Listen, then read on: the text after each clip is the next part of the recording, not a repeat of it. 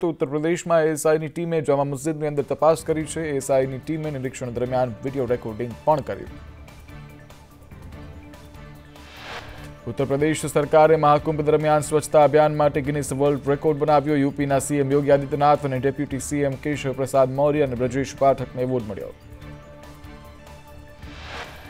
ઉત્તર પ્રદેશ સરકારનો સ્વચ્છતા કર્મચારીઓને 10,000 રૂપિયાનું વધારાનું બોનસ આપવાનો નિર્ણય। સીએમ યોગીએ કહ્યું, સ્વચ્છતા કર્મચારીઓ દર મહિને 8 થી 11,000 રૂપિયા આપતા તો હવે વધારીને ઓછામાં ઓછા 16,000 રૂપિયા કરાશે। કેન્દ્રીય મંત્રીમંડળે વક્ફ સુધારા બિલને મંજૂરી આપી છે। 19 ફેબ્રુઆરીના રોજ યોજાયેલી બેઠકમાં બિલને કેબિનેટની મંજૂરી અપાઈ છે। સરકાર 10મી માર્ચથી શરૂ થતા બજેટ સત્રના બીજા ભાગમાં સુધારા બિલને રજૂ કરે તેવી શક્યતા।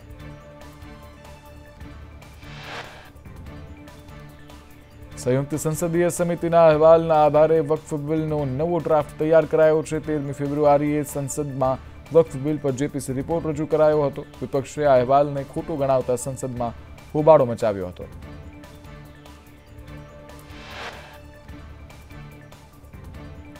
યુપીના સંભલની જામા મસ્જિદના રંગકામને હાઈકોર્ટે મંજૂરી આપી। મસ્જિદની કમિટીએ રંગરોગાન માટે અલ્હાબાદ હાઈકોર્ટમાં અરજી કરી હતી। હિન્દુ પક્ષે મસ્જિદના રંગકામને લઈ ઉઠાવ્યો વાંધો હતો।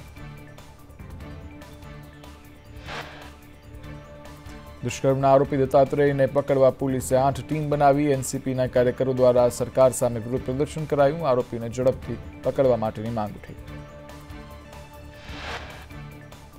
મહારાષ્ટ્રના નાયબ મુખ્યમંત્રી અજીત પવારે કહ્યું, આ હીન માનસિકતા છે। આરોપીને મૃત્યુદંડ મળવો જોઈએ।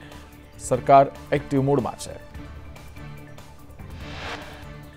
મહાશિવરાત્રિએ આગ્રા વિશ્વ પ્રસિદ્ધ તાજમહેલમાં મહાદેવની પૂજા કરાઈ। અખિલ ભારત હિન્દુ મહાસભાની મહિલા મોરચાની અધ્યક્ષે કરી ગંગાજળ સાથે પૂજા।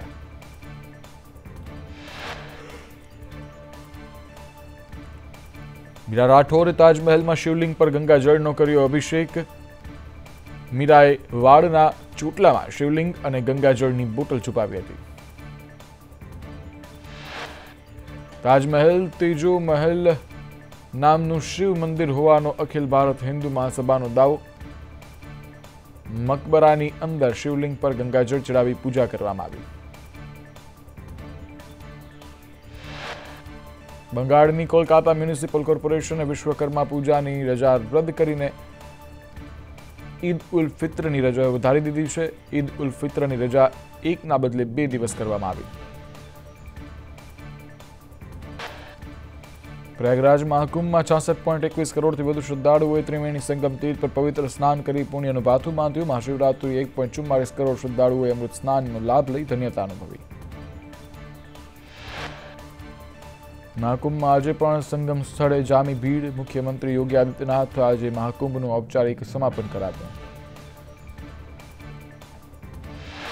સુરતની આગ અંગે ગાંધીનગર ફાયર વિભાગે 90% આગ કાબૂમાં હોવાનો દાવો કર્યો। આગ બુઝાવવાની કામગીરી યથાવત। અધિકારીએ આગ પર જલ્દી કાબૂ મેળવવાનું નિવેદન આપ્યું।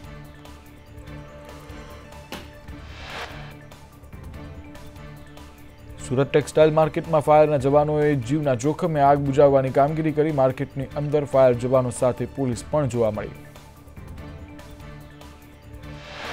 સુરતમાં શિવશક્તિ માર્કેટમાં મેજર કોલ બાદ પણ ફાયર વિભાગ આગ ઓલવી ના શક્યું।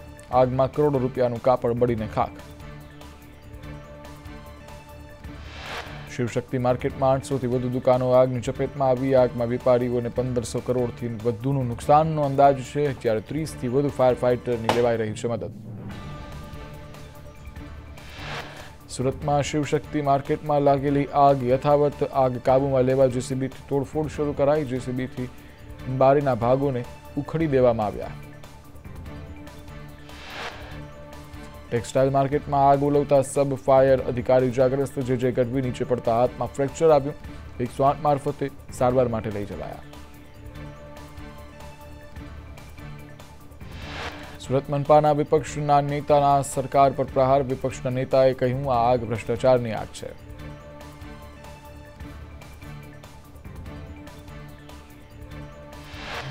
સુરતમાં આગમાં ભોગ બનનારની વહારે આવ્યા બિલ્ડર। દુકાનદારોને ફ્રીમાં વર્ષ સુધી દુકાન ઓફિસ આપશે। વૈકલ્પિક જગ્યા ન થાય ત્યાં સુધી દુકાન ફ્રી આપવામાં આવશે।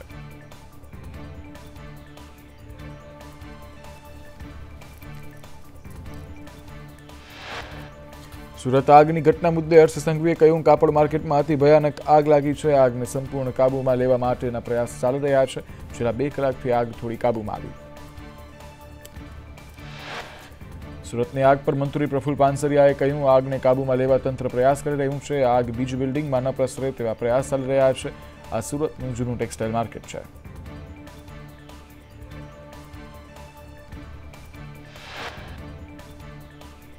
સુરતની આગ 36 કલાક બાદ પણ બેકાબુ જોવા મળી રહી છે. મેયર દક્ષેશ મેવાણી ઘટના સ્થળે પહોંચ્યા. મુખ્યમંત્રીએ આગ બાબતે માહિતી મેળવી. CR પાટીલ અને હર્ષ સંઘવી પણ સતત સંપર્કમાં. સુરતના શિવશક્તિ માર્કેટમાં આગ યથાવત. સાંસદ મુકેશ દલાલ ઘટના સ્થળે પહોંચ્યા. કહ્યું, હું પણ ટેક્સટાઇલ વ્યવસ્થા સાથે જોડાયેલો છું. સરકાર પાસે મદદની રજૂઆત કરીશું.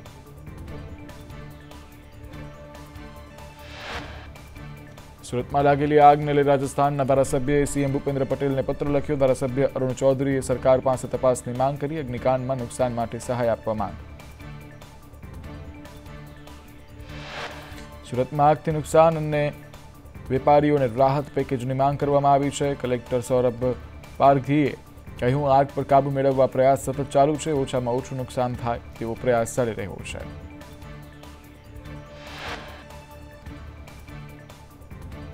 સુરતની આગ અંગે પોલીસ કમિશનર અનુપમસિંહ ગેહલોતનું નિવેદન સામે આવ્યું. કહ્યું, ડ્રોનથી સતત નજર રાખવામાં આવી રહી છે. લોકો માર્કેટમાં જવાની જીદ ના કરે, સંયમ રાખે. નુકસાન થયું છે તો લોકોનો રોષ હોય સ્વાભાવિક છે. સુરત આગને લઈને કુમાર કાનાણીનું નિવેદન. કહ્યું, ખૂબ મોટી આગ છે. આગ પર કાબુ મેળવવા પ્રયાસ ચાલુ છે. આગ કેવી રીતે લાગી તેને લઈ તપાસ કરાશે. જરૂર જણાશે ત્યાં સરકાર વેપારીઓની પડખે ઊભી રહેશે. સુરતમાં કાપડ માર્કેટમાં આગથી નુકસાન અંગે વેપારીઓએ રાહત પેકેજની માંગ કરી. માર્કેટ બહાર 2 દિવસથી વેપારીઓનો જમાવડો જોવા મળી રહ્યો છે. નુકસાનથી વ્યથિત દુકાનદારે કહ્યું, આગના કારણે અનેક લોકો બરબાદ થઈ ગયા. સુરતમાં આગને લઈને ફોસ્ટા દ્વારા માર્કેટ બંધ રાખવાનો નિર્ણય લેવાયો. ફાયરને અડચણ ન પડે તે માટે માર્કેટ બંધ રહેશે. ફોસ્ટા સુરતના પ્રમુખ કૈલાશ હકીમે કહ્યું, વેપારીઓ નુકસાન અંગે સહાયની માંગ કરી રહ્યા છે.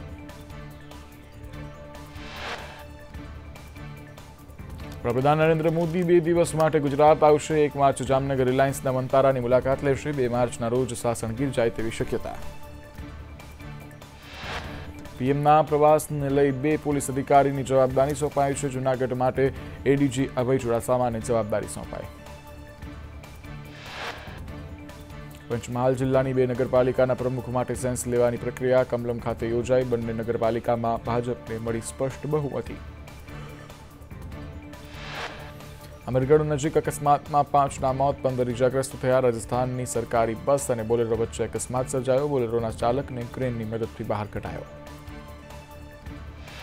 સરસ્વતી સાધના યોજનાની કાટ લાગેલી સાયકલોનો મુદ્દો વિધાનસભામાં ઉઠ્યો. ઉદ્યોગ રાજ્યમંત્રી હર્ષ સંઘવીએ કહ્યું, વરસાદના કારણે સાયકલમાં કાટ લાગે છે. કલર કરી સાયકલો વિદ્યાર્થીઓને અપાય છે. જામનગરમાં 3 નગરપાલિકાના પ્રમુખને લઈ સેન્સ પ્રક્રિયા હાથ ધરાઈ. કાલાવડ, જામજોધપુર, ધ્રોલમાં ભાજપને બહુમતી મળતા પ્રમુખ પદની પસંદગી માટે સેન્સની પ્રક્રિયા. સેન્સ પ્રક્રિયામાં સભ્યો, મંડળ પ્રમુખો, આગેવાનો હાજર રહ્યા. ગોંડલ માર્કેટિંગ યાર્ડ ખાતે 5 નગરપાલિકાના પ્રમુખ પદ માટેની સેન્સ પ્રક્રિયા યોજાઈ. ધોરાજી, જેતપુર, જસદણ, ઉપલેટા, ભાયાવદર નગરપાલિકા માટે સેન્સ પ્રક્રિયા હાથ ધરવામાં આવી. પાટણની હારીજ નગરપાલિકામાં કોંગ્રેસમાં ભંગાણ. કોંગ્રેસના 4 કોર્પોરેટરે કેસરીઓ ધારણ કર્યો. પાટણ ભાજપ કાર્યાલયમાં ભાજપમાં જોડાયા. છોટાઉદેપુરમાં વોર્ડ નંબર 1ના 2 અપક્ષોએ કેસરીઓ ખેસ ધારણ કર્યો. નઝમાબેન મલા, શૈલેષભાઈ રાઠવા ભાજપમાં જોડાયા. નગરપાલિકામાં ભાજપનું સંખ્યાબળ વધી 10 થયું.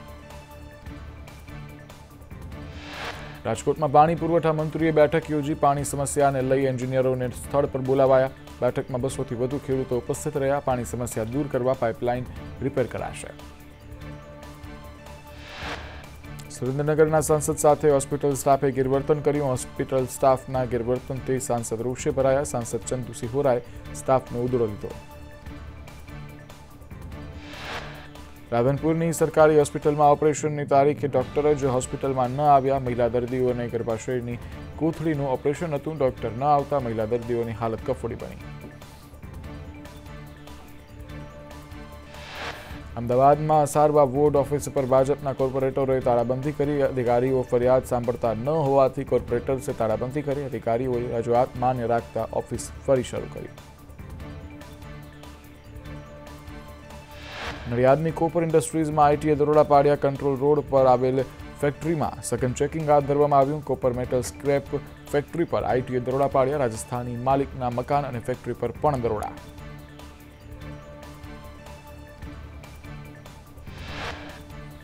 રાજકોટમાં ખાણ ખનિજ વિભાગની કાર્યવાહી. કુવાડવા બામણબોર હાઈવે પરથી ડમ્પર જપ્ત કરાયા. ખનિજ વિભાગે કબજે ભરેલ 4 ડમ્પર જપ્ત કર્યા.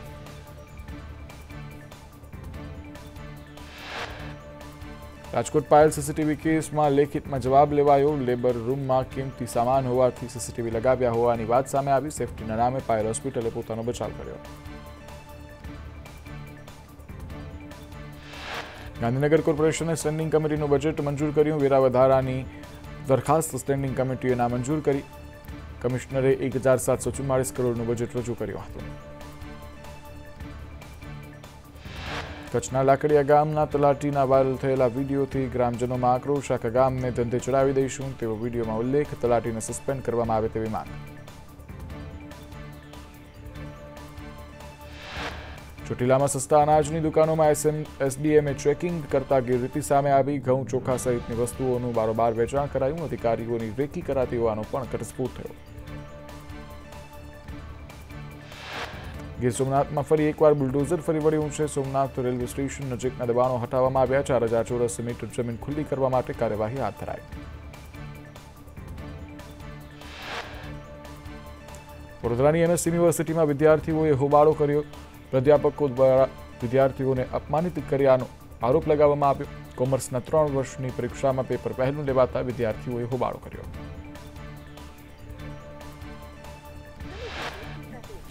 વડોદરા નારાયણ સ્કૂલ મુદ્દે વાલીઓની ટ્રસ્ટીની રજૂઆત. દક્ષેશ શાહે સમગ્ર ટોપલો અન્ય ટ્રસ્ટીઓ પર ઢોળ્યો. કહ્યું, મેં તો માનવતાના ધોરણે ₹1 જમીન આપી હતી. અન્ય ટ્રસ્ટીઓએ ધ્યાન આપ્યું નહીં.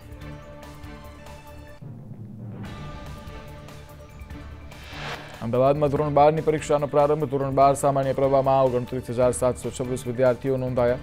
વિજ્ઞાન પ્રવાહમાં 7,853 વિદ્યાર્થીઓ નોંધાયા. દરેક પરીક્ષા કેન્દ્ર પર સીસીટીવી સુપરવાઇઝર મુકાયા.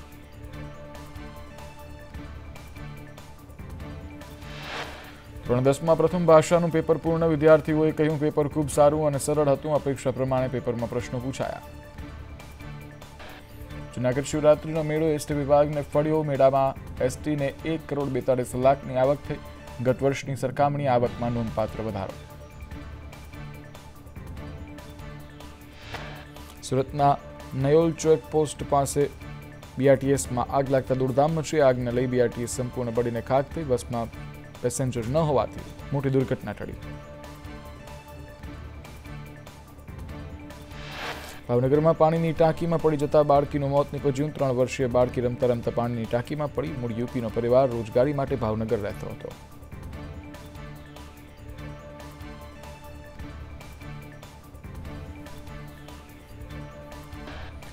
પાલિતાણામાં વીરપુરની રત્નકલાકાર યુવતીને માર માર્યાની ફરિયાદ. કારખાના માલિકે યુવતીને માર માર્યાની પોલીસ ફરિયાદ નોંધાઈ. પાલિતાણા પોલીસે 4 વિરુદ્ધ ગુનો દાખલ કર્યો. અમદાવાદના કૃષ્ણનગરમાં મોર્નિંગ વોક કરવા નીકળેલ વૃદ્ધની ચેઇન ખેંચાઈ. 2.10 લાખની સોનાની ચેઇન ખેંચી લૂંટારુઓ ફરાર થયા. કૃષ્ણનગર પોલીસે ગુનો નોંધી તપાસ હાથ ધરી. ટેક્સટાઇલમાં થયેલ ચોરીનો ભેદ ઉકેલાયો. સુરત ઓલપાડના અંજલી ટેક્સટાઇલમાં ચોરી થઈ. ચોરીને અંજામ આપનારા 2 તસ્કર ઝડપાયા. એલસીબીએ તસ્કરો પાસેથી 1.5 લાખનો મુદ્દામાલ જપ્ત કર્યો. રાજકોટમાં મણિયાર દેરાસરમાં ચોરીનો પ્રયાસ. મોડી રાત્રિના મુખ્ય દરવાજાથી પ્રવેશ કરી દેરાસરમાં ચોરીનો પ્રયત્ન કરાયો. સમગ્ર ઘટના સીસીટીવીમાં કેદ.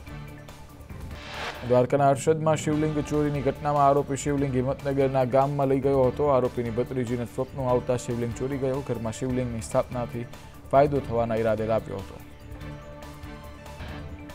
રાજ્યમાં ફેબ્રુઆરીમાં જ એપ્રિલ જેવા તાપનો અનુભવ. કેશોદ, અમરેલી, રાજકોટ, સુરતમાં તાપમાન 38 ડિગ્રીને પાર પહોંચ્યું. રાજ્યમાં મહત્તમ તાપમાન 2 થી 3 ડિગ્રીનો વધારો. રાજકોટ 38.8 ડિગ્રી સાથે સૌથી ગરમ શહેર બન્યું, જ્યારે સુરતમાં 38.4 ડિગ્રી તાપમાન નોંધાયું, તો અમરેલીમાં 38.1 ડિગ્રી અને અમદાવાદમાં 36.8 ડિગ્રી તાપમાન. જમ્મુ કાશ્મીરમાં ફરી બરફવર્ષા થઈ છે. કુપવાડા અને આજુબાજુના વિસ્તારમાં હિમવર્ષાથી ચારેકોર બરફની સફેદ ચાદર છવાઈ. બરફવર્ષાને કારણે તાપમાનનો પારો નીચે ગગડ્યો.